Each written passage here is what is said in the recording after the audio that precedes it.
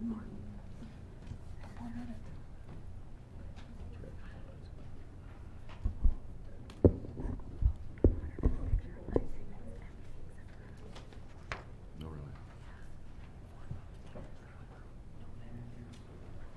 No? Time is 7 o'clock on November 11th, 2019. We'll have roll call, please.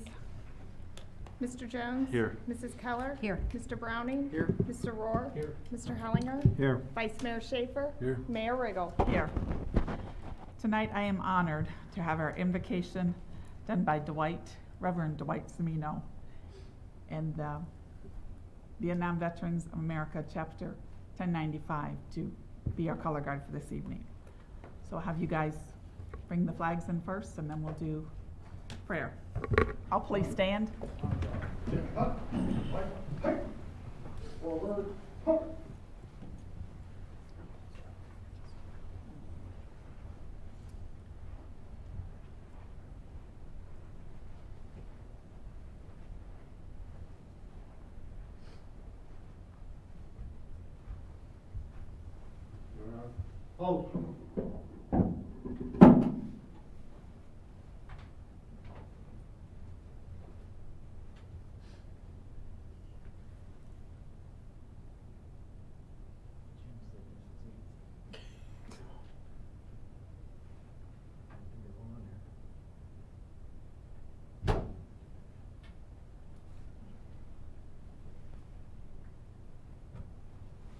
You lead us in Pledge of Allegiance. Pledge allegiance to the flag of the United States of America and to the republic for which it stands, one nation under God, indivisible, with liberty and justice for all.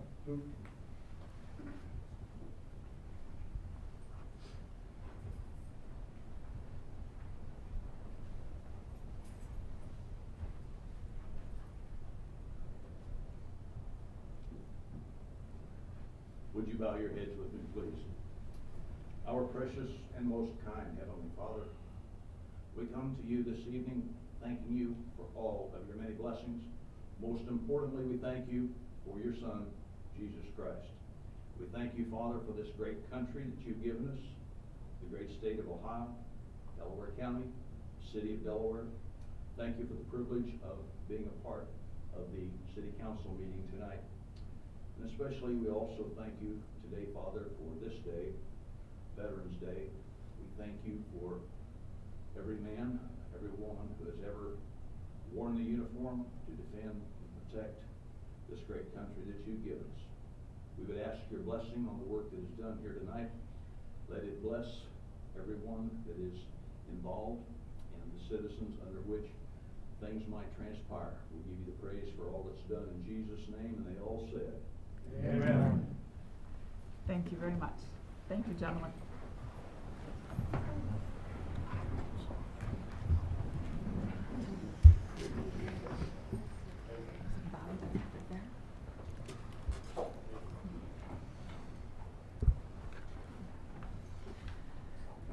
Elaine, number 4 is the approval of the motion summary of regular meeting of council held October 28th,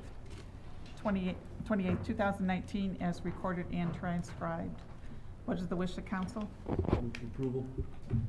Second. I have a motion by Mr. Schaefer, a second by Mr. Browning. Roll call, please. Mr. Jones? Yes. Mrs. Keller? Yes. Mr. Browning? Yes. Mr. Rohr? Yes. Mr. Hellinger? Yes. Vice Mayor Schaefer? Yes. Mayor Riggle? Yes, motion carries. Item 5 is the consent agenda. Elaine, if you'll please read this into the record.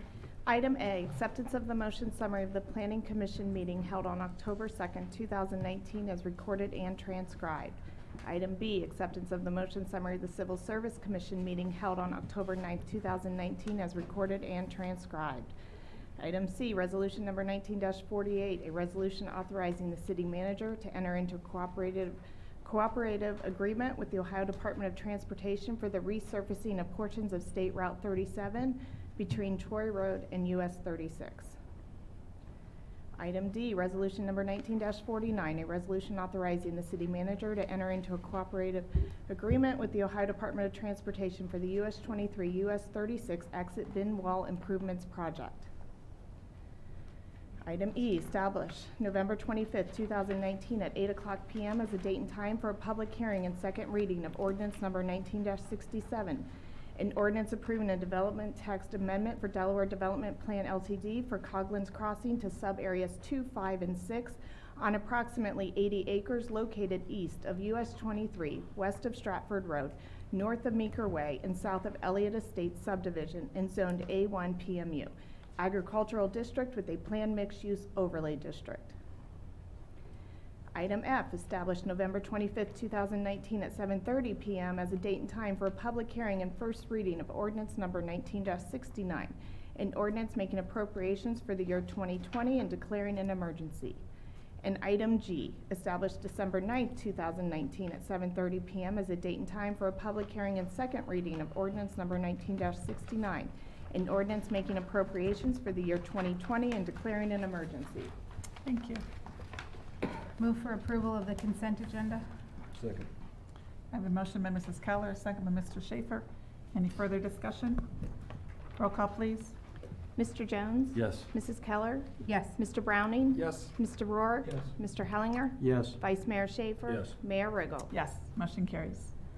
Item 6 is time set aside for letters, petitions, and public comments for anything that is not on tonight's agenda. Is there anyone in the audience that would like to come forward at this time? Seeing none, we'll move on to committee reports. Mr. Jones? I have nothing, Mayor. Mrs. Keller? I have nothing. Mr. Browning? I have nothing. It's your last time, you have nothing? Come on, Kyle, give me something. Mr. Hellinger? Nothing. Nothing, thank you. Okay, that was quick. Would you like to give us a report on Main Street? Oh, I'd love to. Okay, let's hear it. Somebody's got something. So obviously, we're coming up to our busy time with the December 1st Friday, which is a whole weekend. I don't have a calendar on me to give you the actual dates, I apologize. But Friday night's the tree lighting. Saturday during the day, there is Dash for Dancer, so there's activities going on in the downtown area. And then obviously Sunday is the big parade. So I will be passing more information out through email as we get. And then this past Saturday, we had a retreat for Main Street. Talked about some fundraising options for a capital campaign that we're going to be looking at in the future. Also talked about some different ways of getting better memberships throughout the community and more involvement and volunteers. So it was a good time. Thank you. So we're talking about December 6th. That's the first Friday that all this is happening. Correct. What Correct. time is the tree lighting? Do you know? Off the top of my head, I Okay. believe it's at 6, but All right, thank you. I was asked to light another one, so I just want to make sure I got time for 2. Okay, thank you very much. thank you.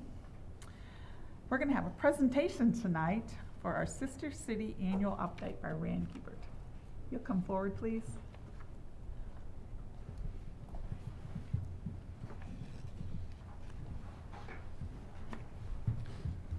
All right, I'm Rand Giebert. Do you want my address? Yes. 265 West Fountain Avenue in Delaware. So you have a written report here from us, and I'll just go over some of the highlights here. Just starting out, we had the same 7 people on the board all year long, which was great. And almost more than a year ago now, Lisa and I made a trip to Baumholder. Mayor Riggle wasn't able to go, and we were there for the dedication of an American museum in Baumholder. It was a very nice event, and we're privileged that Baumholder is growing as an Army post. There's consolidation of Army posts, but Baumholder is growing as others are closed, and that's good for our sister city relationship. So that city is developing in a good way, and we hope to have a good relationship with them in the future. Jay Martin, who's on the soccer coach at Ohio Wesleyans, had a very long involvement with that, and he's excited about going back for the 30th year in 2021. So we have things going on with Baumholder. Also with Sakata, we are having a art exchange with our middle school here and middle schools in Sakata. So they've exchanged some artwork, and we've been working on that, and you're all invited to a reception at the Arts Castle on December 1st. I hope some of you will be able to come to that when we launch that exhibition there. So we have been looking at, we've had some students go to Lahardane in Ireland. We don't know how that might develop, but Ireland is a place where you can speak English, so that has an advantage in some ways over Baumholder and Sakata. So we don't know what will happen with Lahardane and also with Paraguay. Now, I wasn't here for the dedication of the Hayes statue, but I believe when the ambassador was here, he suggested the city of Maria Auxiliadora might be a good sister city for us to look at. So during the next year, we will probably look at that and see what is there, and maybe a year from now, you get a report on Maria Auxiliadora. So I would like to thank you for your support of our program. It's been a great pleasure to work with everybody, with Mayor Riggle, with Tom. It's great to have Kyle here now and all the other people on city council. So really appreciate your support, and we look forward to working more with the city. Thank you. Any questions? Thank you very much. Thank and you. Thanks for everything you do for us, too. Thank you very much. It's fun, so thank you. Uh-huh. Okay, item 9 is consideration of a new liquor permit. Elaine, if you want to read that into the record. Consideration of a new liquor permit for Philly Petroleum LLC doing business as Delaware Marathon at 473 South Sandusky Street, Delaware, Ohio, 43015. Permit classes C1, C2. Thank you. Good evening. Madam Mayor, members of council, for consideration is a liquor permit for the old Swifty station at 473 South Sandusky Street. Typically, the police department receives the same notice that the legislative body receives, and then in addition to that, we receive a request for a records check by the Division of Liquor Control. In this case, we never received the records check, so we had no information with which to conduct our background on. When we called and checked with the Division of Liquor Control on why we never received the records check, we were advised that it's because the applicant only filled in his name and did not supply the rest of the information as part of the application for this permit. So it's an automated process. Evidently, it's sent off the legislative and law enforcement notice, but none of that other information is present with the Division of Liquor Control. So I do not know what they're going to do with this permit, but I would suggest that we request a hearing just to preserve our position in case we have an issue with the ownership group. I think probably a motion to that effect would be appropriate. Move to request a hearing for the Philly Petroleum liquor permit, Delaware Marathon. Second. I have a motion by Mrs. Keller, a second by Mr. Schaefer. Any further discussion? Roll call, please. Mr. Jones? Yes. Mrs. Keller? Yes. Mr. Browning? Yes. Mr. Rohr? Yes. Mr. Hellinger? Yes. Vice Mayor Schaefer? Yes. Mayor Riggle? Yes, thank you very much. I can see November's here, too. Item 10 is the second reading of ordinance number 19-62. Elaine, if you'll please read this into the record. Ordinance number 19-62, an ordinance regulating and controlling the movement of vehicular traffic in the city of Delaware by designating Vernon Avenue within the City of Delaware Corporation limits from Channing Street to Wallace Drive as a through street and establishing the speed limit to be 35 miles per hour. Thank you.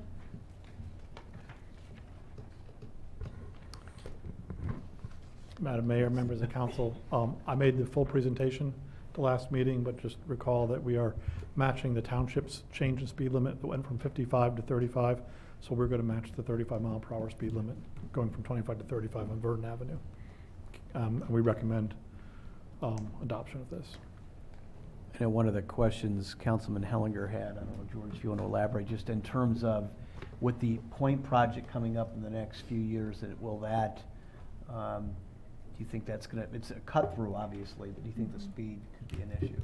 Yeah, I wouldn't, it's a back way out. I wouldn't call it a cut through because it's pretty far out of the way if you're coming in on 36.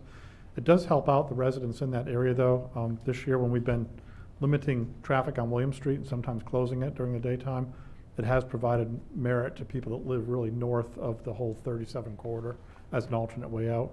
But we've been performing traffic counts, and we're not seeing a significant, relative to zero traffic. Sure, there's more traffic there, but there's not several hundred or thousands of cars on that road now. And we didn't think there would be, because it doesn't serve as an effective cut through, just an alternate network connection. Would there be an opportunity, though, at such time, come 3-4 years from now, when that point project is in process, when people are screaming and can't get through there, and we see traffic start to pile up on Vernon Avenue or on Curve, or, whatever those, what we find to be those alternate routes? Is there a way then, at that point in time, to redress that speed and potentially adjust it accordingly? Or are you stuck with? Yeah, once we approve by ordinance the speed limit, that's really what it is now.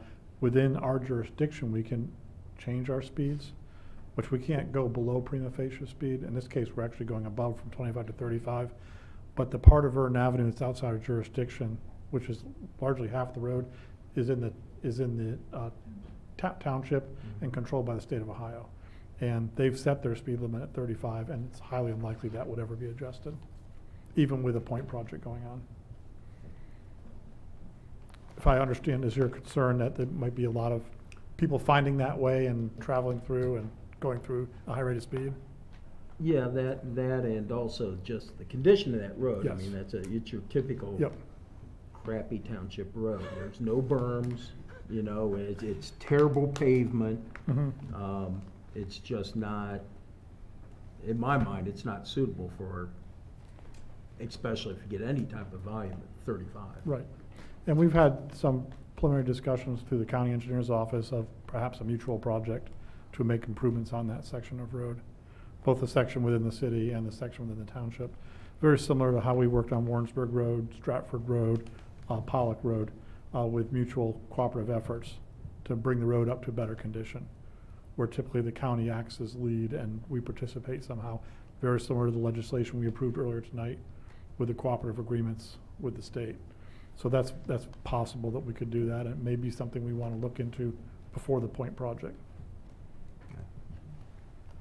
Thank you. Good questions. Any other thoughts or questions? You can just pass tonight. Doesn't have to be passed tonight. We Well, it just can be, assume, it just- yeah, I mean, that's Is up there to you anyone guys. here yeah. to object, or? Is anyone in the audience that has any objections to this? Vernon Avenue? I don't see any. All right, move to suspend the rules requiring 3 readings on ordinance 1962. Second. Motion by Mr. Schaefer, second by Ms. Keller. Roll call, please. Mr. Jones? Yes. Mrs. Keller? Yes. Mr. Browning? Yes. Mr. Rohr? Yes. Mr. Hellinger? Yes. Vice Mayor Schaefer? Yes. Mayor Riggle? Yes. Move for the approval of ordinance 1962. Second. Motion by Mr. Schaefer, second by Ms. Keller. Any further discussion? Roll call, please. Mr. Jones? Yes. Mrs. Keller? Yes. Mr. Browning? Yes. Mr. Rohr? Yes. Mr. Hellinger? No. Vice Mayor Schaefer? Yes. Mayor Riggle? Yes. Motion carries. Item 11 is consideration of ordinance number 19-63. Elaine, if you'll please read this into the record. Ordinance number 19-63, an ordinance accepting the annexation of 43.847 plus or minus acres of land more or less, description and map are attached hereto as exhibits A and B for the annexation known as the Evans Farm Delaware LLC annexation by Andrew Wecker, agent for the petitioners. So this matter comes to City Council as a result of a request for an annexation. It's approximately 45 acres. This is the piece that's been part of the Evans Farm project, which is south of Peach Blow Road. And the image is up here on the screen that Lance has. And this is the entire Evans Farm development. Probably 90% of it's located in the township, except for the extreme northern finger, if you will. This area is a part that we're requesting annexation on. exhibit to the right here is the enlargement of that site. And the annexation process, we've done the resolution of services, council acted on that. And the concept plan has been before Planning Commission. Correct. The issue at this point is the Evans Farm project has an existing new community authority millage rate of, I think, 10.5 mils. That millage rate is the entire new community authority district, which includes the piece that goes into the city of Delaware. The piece in the city is actually part of our new community authority in this, our southern new community authority. And has always been contemplated, if that land is annexed into the city, that land, like all the land around it, would be required to pay the 7.5 mils that helps service the debt that we issued to pay for Glen Parkway.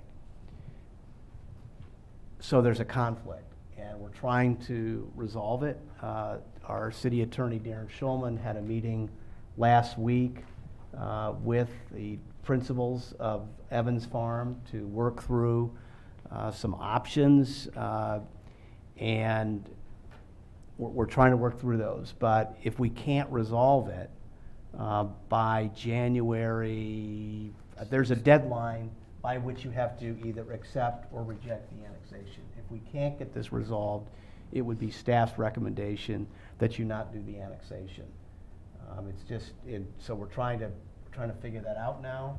I mean, the easy thing in our opinion would be they just don't extend the 10.5 mils up into that area. But if you're the Evans Farm developers, you're counting on that millage to offset some of the expenses that you have for your project. Well, we're kind of doing the same thing. So what we've been talking about is what would the value of that millage be over the number of homes that they're going to be developing within the city? Does that get paid to the city prior to the homes being built? We're not sure yet, but that's what we're trying to work through. And then the question is, if it's not annexed into the city and they still are interested in seeing it developed, then there's some issues with respect to the utilities. Our utility boundary says that we serve that area, and the county potentially could serve it, but they would obviously have to get our consent to do that. And then there's the question of water, which would have to be worked out as well. So it's just one of those complications right now. So that's where we're at this point. No action is required on your part. And we will continue to see if we can come up with a resolution. Any kind of a resolution would require city council's consideration. This is not a kind of a simple, there's no simple way to kind of fix this unless they just said, leave it in the city and it's not going to be part of the Evans Farm project. So You had said it was south of Peach Blow. It is not I'm sorry. south. It's That's- north. It's yeah. north. You said south and you're just Yeah. like, wait a minute, Yeah. we're not going any No, further. no, Peach our Blow. boundaries Okay. are, Just want to make sure. no, we're not dropping below Peach Blow No. Road. Okay. And that's a very, very big development, and as Lance pointed out, this is just that northern piece of it.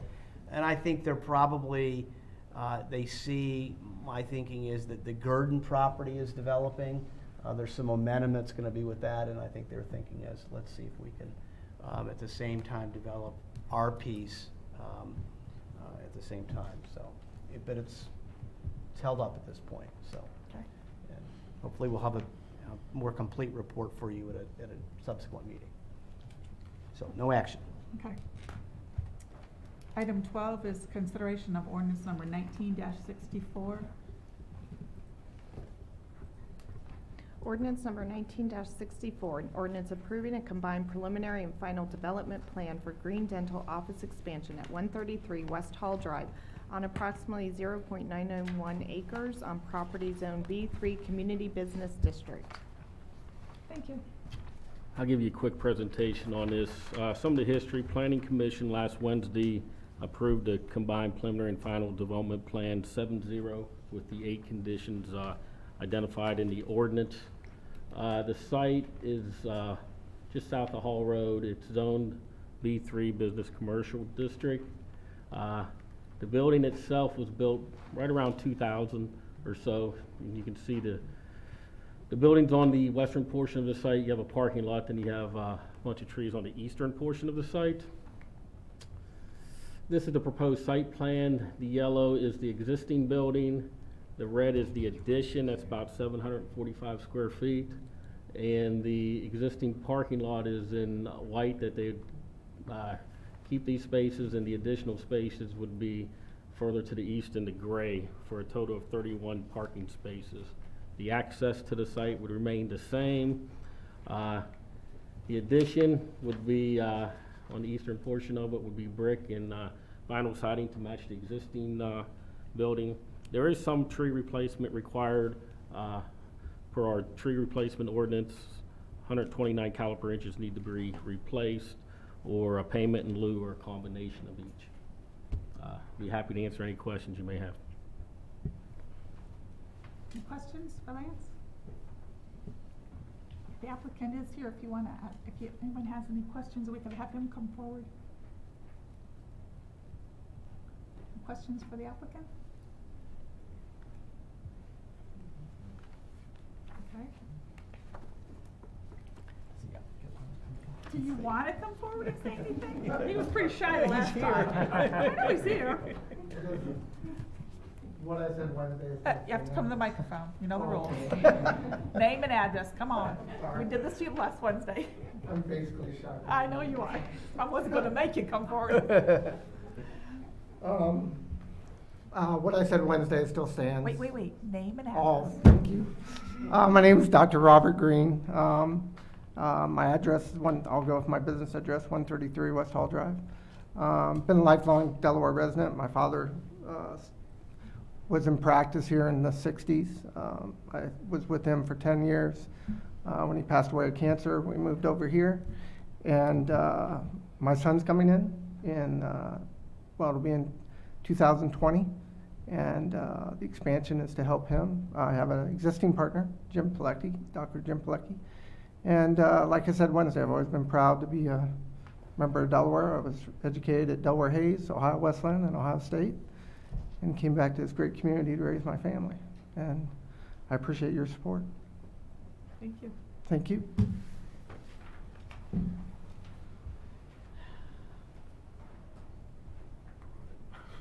What did you say? I said approve it. Well.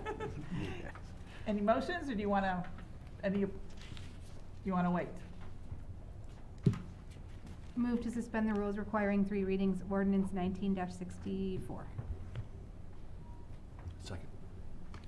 I have a motion by Mrs. Keller, or a second by Mr. Jones. Roll call, please. Mr. Jones? Yes. Mrs. Keller? Yes. Mr. Browning? Yes. Mr. Rohr? Yes. Mr. Hellinger? Yes. Vice Mayor Schaefer? Yes. Mayor Riggle? Yes. Move for approval of ordinance number 19-64. Second. Motion by Mrs. Keller, second by Mr. Jones. Any further discussion? Roll call, please.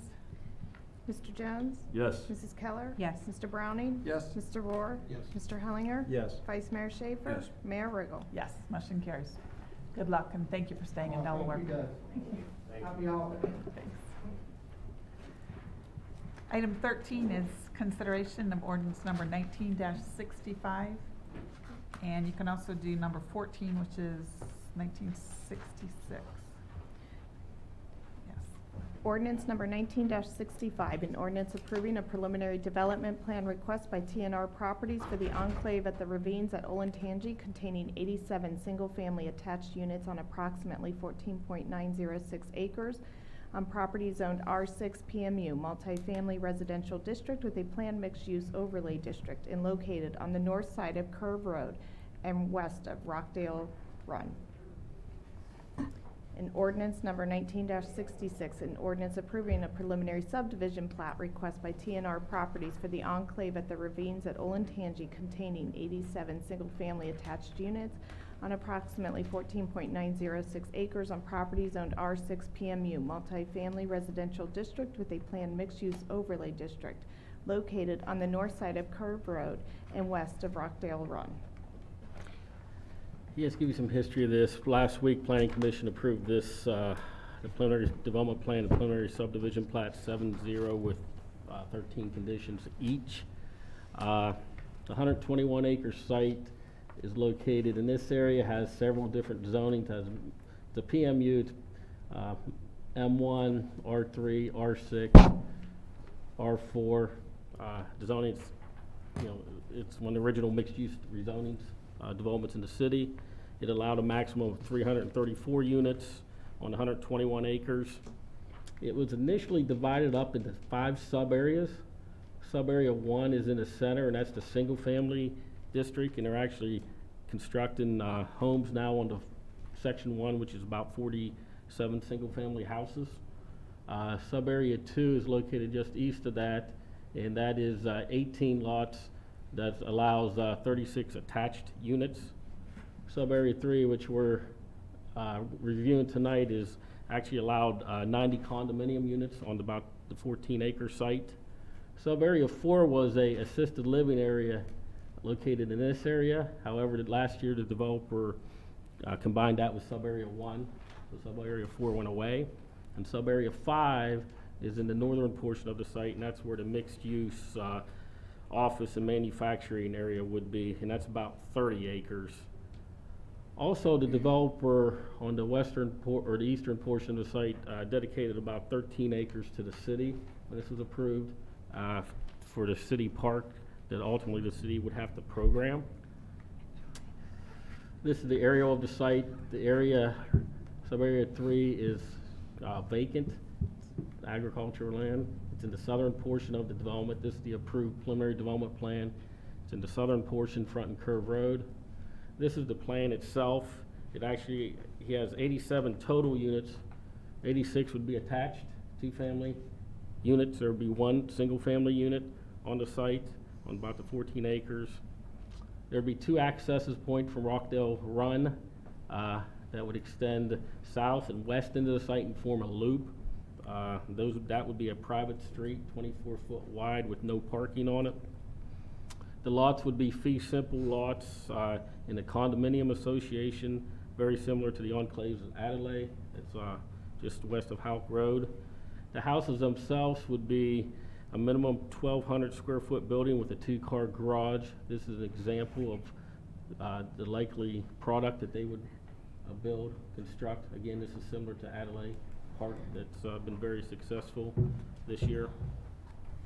The final development plan would require a comprehensive landscape package, and perimeter buffering would be required along Curve Road behind these lots. That'd have to be a 6-foot high mound with the appropriate evergreens and the like.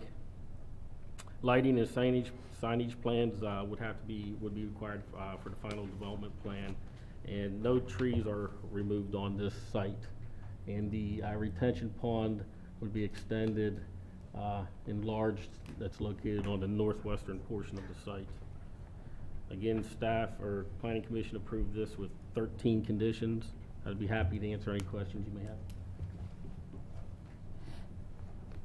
Questions? I have a couple. Hi there. Hello. I have some concerns about the proximity to the landfill and the Yes. methane gas. Can you tell me just a little bit more about what the requirements are for notification of the people who would live here?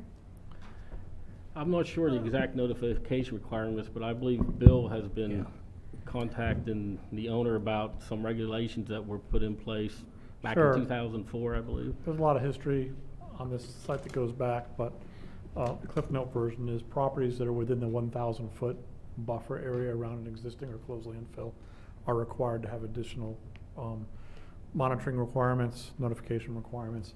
In this case, none of this section we're looking at tonight falls within that 1,000-foot buffer. We will eventually be considering kind of where that circle's floating around over there, east of Rochdale Run. There are 18 lots there, of which I think 12 of them are within that 1,000-foot notification buffer that will have some additional requirements on it. Requirements such as monitoring. There is monitoring, voluntary monitoring already on that property. The developer has gone ahead and added monitoring points along with the additional monitoring points the city added east of the railroad track, and we're currently monitoring those. There's also, there was some language about not having basements on the east side that we're trying to work through, as well as potential installation of what's called a cutoff trench, which would intercept explosive gas migrating underneath the ground towards a residential area within that 1,000 foot buffer. So all those are the types of things we're looking at now, and again, they don't come into play on any of this development, with the exception of those lots on the east side that are not under consideration. We are in discussion with the developer. He is aware of the current requirements, and we're also meeting with the EPA to understand the current requirements, if there's been any change or modifications to those, so we can notify the developer accordingly. We do the monitoring. Since we have been monitoring for a year, we've had no continuous active migration of explosive gas towards these properties from our current monitoring. Initially, there was one hit on one of the monitoring points to the very north end of the project. We feel it's because it was near a wetland area, and the wetland area may have given a false indication of monitoring gas. And since then, we've had no additional hits or levels of explosive gas that raise any awareness at all. So we do continuously monitor out there, send everything to the EPA, and follow it with all the regulations where required. Do you get readings daily on that, or? No, we can do them monthly. We control the readings ourselves, take the readings and send the information in, and we do biannual reporting to the EPA on it. If we start to get readings or actual levels that are considered notable, then we have to step up the amount of reporting that we do. There's additional things that can be done at the will of the developer, like putting explosive gas mitigation systems in it. It's the same thing as a radon mitigation system that many houses have already in town. Those can be added. Methane monitors within homes can be added too. Those can all be voluntarily added into the project, plus the notification of potential buyers that they're within a regulated 1,000 foot setback around a closed landfill. And again, the developer, we've had plenty of discussion about this, and he's very aware of these requirements. Just a thought, but maybe when those 12 of the 18 get sold, maybe we should ask the developer to put the radiation in it from day one, because it's fine to tell this person, but then it's the next buyer. Are they gonna be told correctly? We've had those discussions, and I think there's probably a willingness to Okay. add those things in there. I don't want to speak on behalf of the I know, developer, but just has been your talked request. about. It's methane. I know. What about the health impacts of living that close to a closed landfill? Well, I think that's why the 1,000 foot buffer is in there, is primarily you're looking at explosive gas migration. Now, on landfills, we have to do water sampling continuously and monitor for all types of levels, report those to EPA. On that particular landfill, we have a complete capture system where all groundwater is captured within our system and then transported through sewer to the plant and treated. So we don't have any runoff from that site either. That's all. It's an upgrade from the Cherry Street landfill. It doesn't have that type of system. But this one that was closed in 90, I want to say 89 maybe. It was closed for commercial. Yeah. Our refuse early 80s. And So- the city just dumped some stuff there. So we have all the current requirements, the EPA on this landfill, and monitor continuously. So we're fairly comfortable that anything that would happen on that site, we would know about it. When was the landfill active? I want to say it's around early 70s to mid 80s for residential. And I think officially it was closed, I want to say in the late 80s.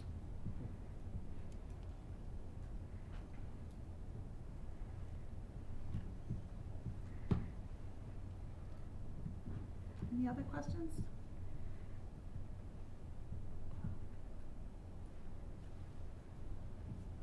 We can take this to another reading. No problem. He's not even here tonight. He wasn't expecting to. Okay. I told him it'd be at least 2 readings, so. Okay, if no other questions, we'll move on to item 15, which is consideration of ordinance number 19-67, Elaine, if you'll please read this into the record. Would you like me to read 16 Yep, 15 and also? 16, I apologize. That's fine. Ordinance number 19-67, an ordinance approving a development text amendment for Delaware Development Plan LTD for Coglin's Crossing to sub-areas 2, 5, and 6 on approximately 80 acres located east of US 23, west of Stratford Road, north of Meeker Way, and south of Elliott Estates subdivision and zoned A1 PMU Agricultural District with a planned mixed-use overlay district. And ordinance number 19-68, an ordinance approving amended preliminary development plan for Delaware Development Plan LTD for Coglin's Crossing for sub-areas 2, 5, and 6 on approximately 80 acres located east of US 23, west of Stratford Road, north of Meeker Way, south of Elliott Estates subdivision and zoned A1 PMU Agricultural District with a planned mixed-use overlay district. Thank you. And, yeah, but this was a public hearing in 2 weeks, and the neighbors will be notified at that meeting with a sign on the site and the like. Right. Thank you. Moving right along, city manager report. Real quickly, working on the budget, putting together the final numbers. We'll have the budget to council on Friday, at some point on Friday. I'll tell you when exactly, Midnight. but hopefully before 12 or 11:59. We have moved ahead with Pros Consulting. They're going to be assisting us in the evaluation of our recreation programs, and that work will continue. We'll be sending out a kind of scope of work and making sure that council's involved in that. We will be asking a representative, trying to set up a small steering committee that can assist with that project. So if there's an interest from anybody on council to be part of that, just let us know, because that's something that I think will be very, very important in terms of engaging the community. We received an $8 million boost to our Point project. Hats off to Bill and Matt and their staff and Morpsey for all the work they did in making that possible. That's going to help that project come to fruition. We're still working through some issues with the railroad, but we've made some contacts there, so hopefully we'll be able to make some progress in that regard. There was a study done by a number of folks on the US 23 corridor, and I'm going to be sending out the draft plan for that. And that was done by a combination of Orange Township and some of the other entities along US 23, some builders, developers, others interested in how to manage the traffic and manage the amount of curb cuts that we have on US 23 and hope to avoid that becoming a major bottleneck. We received the draft report last week. I'll get it out to council, have you take a look at it, and there will be some input back to us. It really includes a part of the city. It doesn't go all the way as far north. It really includes the southeast in particular. So that's something that we're going to want to have some conversations about. That's what I have, and I just wanted to say to both Kyle and Jim what a pleasure it was to serve with the two of you during your tenure in council, and I wish you all the best in your future endeavors. Kyle, you're going onto the bench, so you'll continue in your role as a public servant, and wish you all the best, and Jim, the same to you. Thank you. Council comments.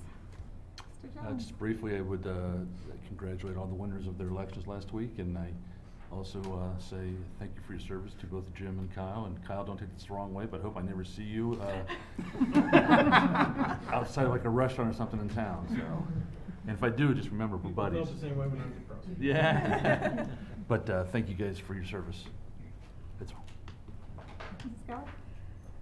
I echo what Mr. Jones has to say. It's been an absolute pleasure. I've learned so much from serving with both of you. Don't know sometimes how we'll make decisions and go on without your wisdom, and we'll miss you very much.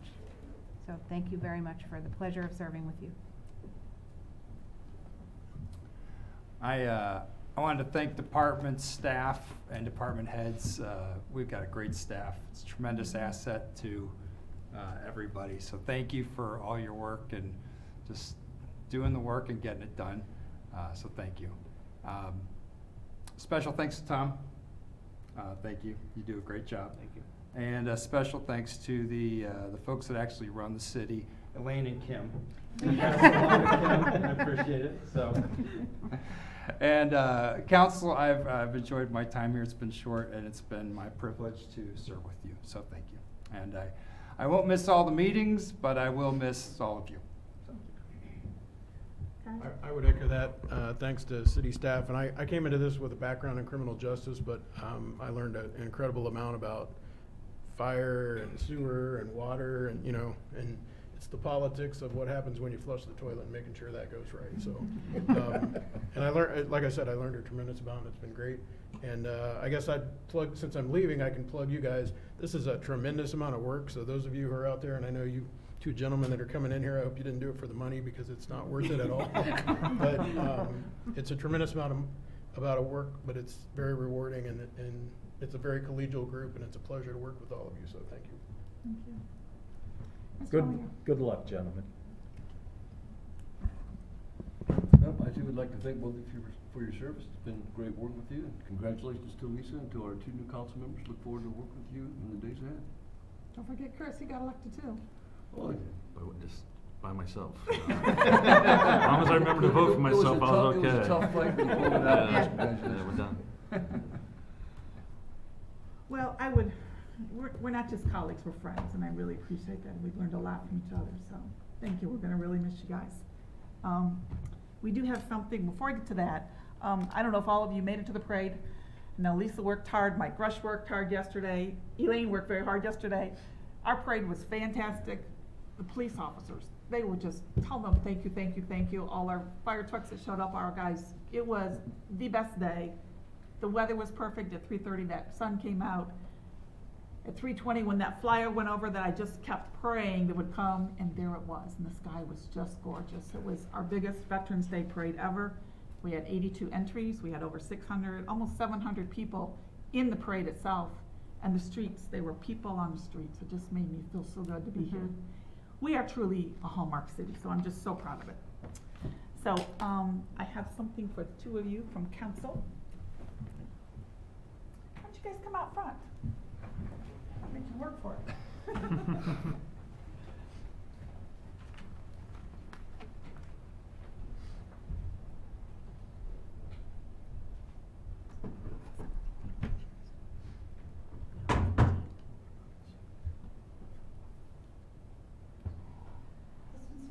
Thank you very much for your service. Something to hang in your office. One for you also. Thank you so much. Did you want to say any parting words, or are you done? I know you're a man of so many words, Kyle. Is that it all? Yeah, that's it. Okay. All righty, and if you want to stay. Can you get a picture? And if you want to stay afterwards, you have a little treat for everyone. Okay. Let's get a picture here. Okay, we can get pictures. You're doing happy on it? Yeah, we're gonna have to. Not too tall. That is a great picture. Yeah. We're gonna have to Carolyn get the picture. You guys can stand here. This is a whole place to stand. That's what I'm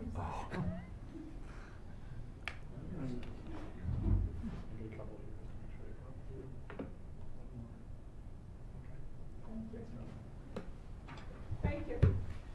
And with that, I look for motion to adjourn. So moved. Second? All in favor? Aye. We're adjourned at 7:48. And to the 2 new guys, this never happened.